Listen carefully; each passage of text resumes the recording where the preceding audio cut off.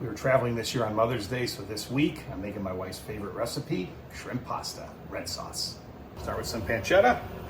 So this recipe is inspired by my neighbor Jim, who, by the way, when you get my cookbook, he's mentioned quite a few times because he's a really good cook and he's inspired quite a few of my recipes. When pancetta's cooking, let's chop up some garlic and a red onion. Pancetta's almost crispy. We're gonna add the red onion.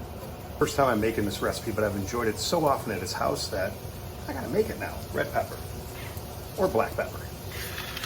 Onions are so fragrant. Let's add the garlic. If you could only smell this through the phone. Add some tomato paste. Carton of grape tomatoes. Tomatoes are starting to blister. We're gonna add a half a bottle of white wine. A bottle of clam juice. Not a huge fan of clam juice, but brings out the flavor, and when he makes it, it's delicious. So we're going with it.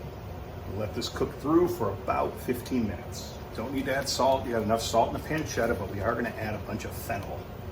Let's add the shrimp with some tagliatelle pasta. I may have messed up. I should have put the shrimp in after I pureed all this. So I'm going to take the shrimp out and then puree. This is always a shit show for me. Let's see how it works.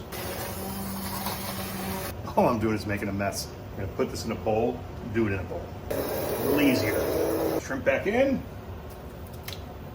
Final ingredient, red pepper flakes. A couple scoops of pasta water.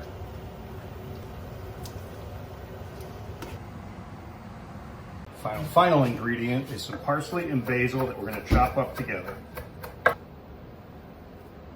Bring on the haters, fresh parm.